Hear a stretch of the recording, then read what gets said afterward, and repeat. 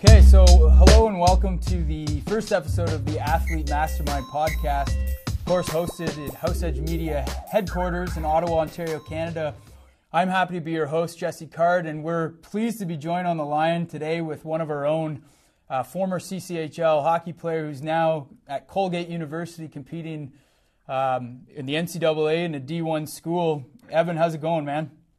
I'm doing good. How are you doing? Very good, very good. Thanks for joining us on the show. I usually like to start this by bringing it way back and talk a little bit about where you're born and some of the early days of when you started playing the sport. Yeah, I was born in Winnipeg, Manitoba, and my parents moved to Lakeville, Minnesota, a small town outside of Minneapolis, when I was about 4 years old. I grew up playing in the Youth Hockey Association there. Then eventually played for high school called Lakeville North. Played my high school years there, and then made the jump to juniors. Home there, played for Carleton Place. Evan, I'll slow you down there for 1 sec. Maybe you can talk about what that transition was like when you moved down to Minnesota from Winnipeg. How old were you exactly when that happened? I was about 4 years old, so didn't know too much. Just started playing the game. Right. Basically around 4 or 5 years old as a pony. Played my Youth Hockey Association with a bunch of other kids who are now playing D1 programs. And you guys still stay in contact, or is that too early? Oh yeah, no, I'm in contact with them all the time. We hang out every day in the summer, play hockey, just go to the cottage, all that stuff. Two players at St. Cloud, one at Bemidji, one for the University of Minnesota, and we're just all good buddies. That's really neat. Yeah. So you said in high school you were a Panther for Lakeville North High School in Minnesota. You're a team captain at your senior year and all conference in 2011, 2012, and the MVP. Talk about that experience in high school and how do you think that that performance, how were you able to kind of rise to the level that you did in high school? What do you think some of the factors were around your life at that time when you were able to achieve that success? Yeah, no, my high school experience was great. I started playing as a sophomore. Then junior year came around, got some more ice time, and our team, that was the best finish I've had my junior year. We took 5th place at state, and then we had a big coaching change. New coaches came in. Head coach right now is Trent Agner. Great coach. He actually played at the University of Miami, Ohio. Okay. Another coach, Ryan Kraft, played at the University of Minnesota, played some pro hockey, a couple games with the Sharks, and then Brad DeFaw, who played at the University of North Dakota. So it was a great coaching staff all around, and they really helped me develop my game, turn me into a real hockey player, more defensive mindset first, and then. Now, do you think is that unusual to have that much kind of coaching talent at your disposal at that level? Oh, definitely. I've never seen anything like that. And they came in and just totally turned that program around. And I mean, they're right now they're 28-0, and they got the 1 seed in the state tournament right now, and they're looking to become the first team to go undefeated throughout the whole season since 1993. When a school called Bloomington Jefferson did that. And so Trent, he's really turned that program around, and it's just he developed my game so much, which definitely helped the leap into juniors for sure. So when you talk about what coaches that have that pro and collegiate experience, and what does that do? Like how much do you think, you've been around the game long enough now, how much do you think it's about culture and what they're able to impart on kind of the attitude that you bring to the game, as opposed to just the physical skills that you have that God gave you? How much do you think that is a factor? Oh, it's a huge factor. They have so much experience, and they've been around the game for so long that they know every possible situation. When things aren't going well, they steer you in the right direction, it's all about concepts and strategies, and they know how to switch them up when need be, and they just definitely have a huge impact on games, and I noticed that my senior year as well, and they just had a huge impact on my career, and they still have going forward too with the last couple of years with that program. So yeah, it definitely is. They have a huge influence on the game. So you say that those years, those formative years, really helped kind of develop a defensive mindset into the game, helped prepare you for your junior hockey. Let's jump forward to what circumstances in your life led to you moving to Carleton Place to play for the Canadians and having that epic run last year. Yeah, so Jason Clark, the head coach of Carleton Place, came down and he watched me play in this tournament called the Grade 8, which was a tournament put on by it was all the seniors. So a couple seniors per team played, and there was about 8 teams. So he came down and saw me play, and so I went up there June of 2012. Went and saw the camp, went and saw the town, and I liked it. I thought it was a good fit, so I went and played there, and Jason even transitioned my game even more. What was it about Carleton Place specifically? Like, did it remind you at all of Winnipeg, or even probably in Minnesota at all? Yeah, I mean, it did kind of remind me a little bit of Winnipeg. I go back there quite a bit here and there to visit my grandparents, and yeah, I mean, I think just getting away from home and living on my own and maturing and playing in a league where I was able to showcase my skills and have an influence on the game and just grow and get better. I thought that was I thought at the time that was a good fit for me, and it ended up working out. Yeah, I'd say so. I'll read a little bit about your career there. You had 152 points in 2 years with the Canadians, 96 coming in 2013 and 2014. Posted 56 points in your first year at Carleton Place with 14 goals, 42 assists. And in your second year, you exploded for 34 goals, 62 assists. You had 15 points during the playoffs in 16 games with 9 goals and 6 assists. A pretty stellar run you guys had, ending in heartbreak at the RBC Cup. Can you tell me a little bit, seeing as how this is the Athlete Mastermind podcast, can you tell me what that loss did to you and the team's psyche? Yeah, I mean, I'm still not over it to this day.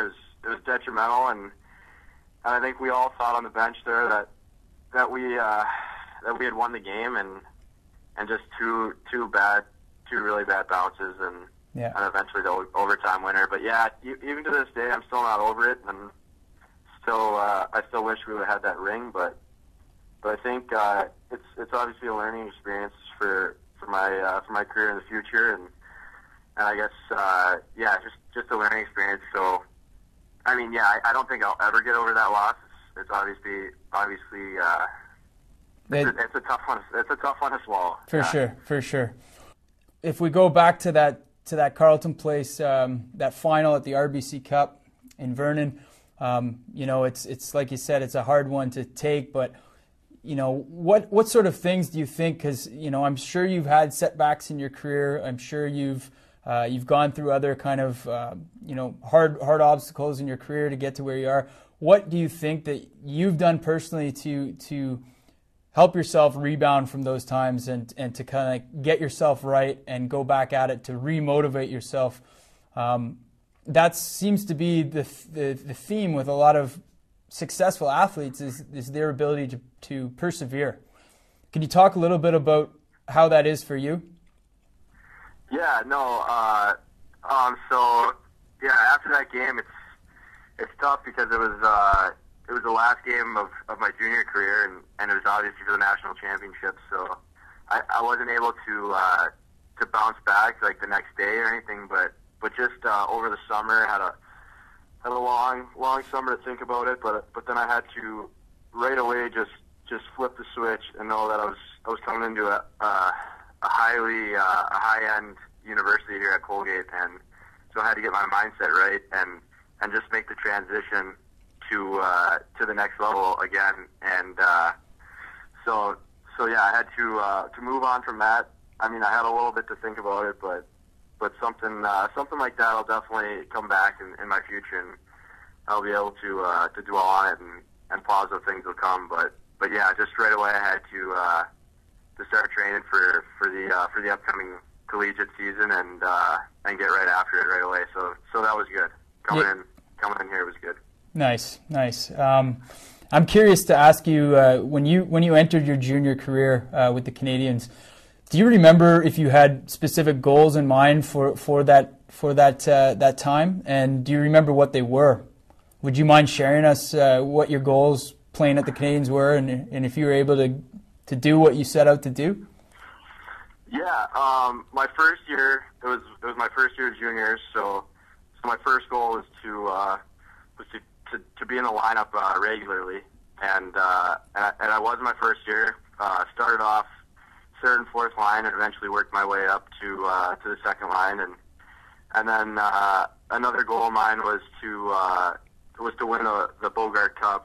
And my first year, we actually fell short in another tough it wasn't overtime, but it was a heartbreaking fashion. Yeah, late in Game 7.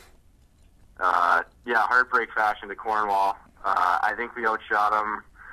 We were up in the 50s, and they were probably 20 at best, and just an unfortunate bounce. And so yeah, we got sent home early. And even that summer, I had to think about that. And then coming into my second year, another goal once again was to win the league and eventually make the RBC and win the RBC. And then so it was an unbelievable season last year. And then for a personal goal, I actually wanted to retain a scholarship and play at the next level. And I accomplished that coming to Colgate, which is a great university, great coaches, and great players all around, and great fit here.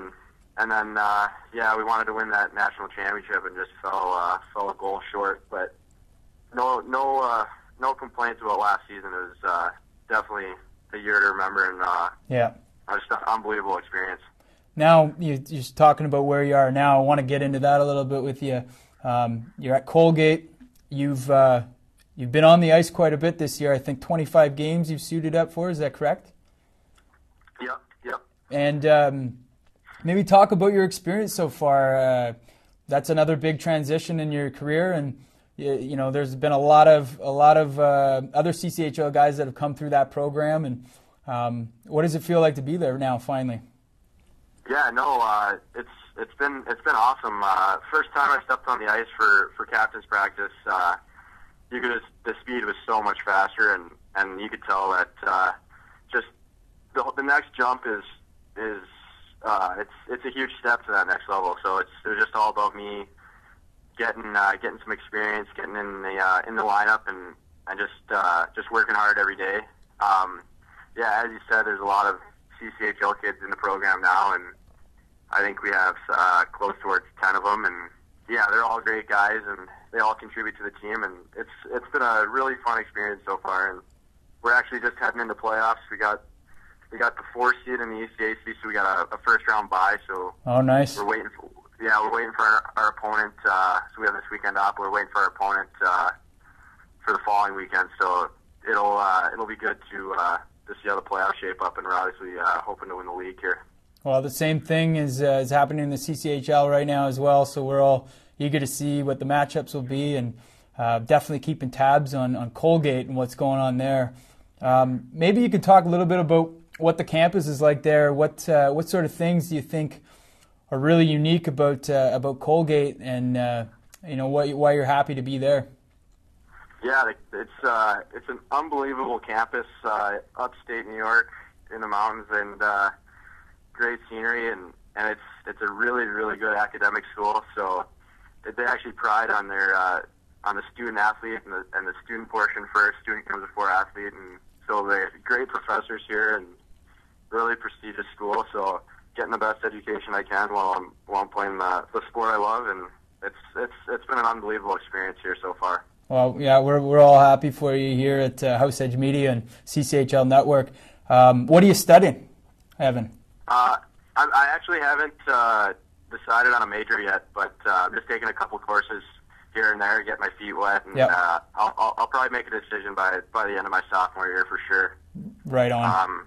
Yeah, I don't really have a maybe economics is kind of what I'm leaning towards, so we'll see how that goes. Last question before you let you go. We really appreciate you coming on the show. I want to talk to you about, do you have set goals for your time at Colgate? Do you know exactly what you want to get out of this time, or are you just kind of getting accustomed and playing it by ear? Yeah, right now getting accustomed playing it by ear and just working hard every day and to get better. And definitely one of my goals is to just contribute to the team as best as I can, and obviously each season will be to win the ECAC and win the national championship. And even this year we have a great opportunity. We've been hit with the injury bug all year long, and we're just starting to get everybody back. So everything's starting to fall into place, which is huge when you're making a playoff run. And I guess after my 4 years here, I definitely want to play professionally somewhere. So I just going to take the time to get my education and to improve my game and take it from there. Well, that's awesome, man. It's a great plan. I'm sure you're going to be tremendously successful. That playoff experience that you got over the last few years is going to come in handy for the Raiders. And really appreciate, once again, you taking the time to come on the show and talk a little bit about the things that you've done in your career, the choices you've made to get you where you are. So thanks again, Evan. Yeah, no problem. Thanks for having me on. Appreciate it.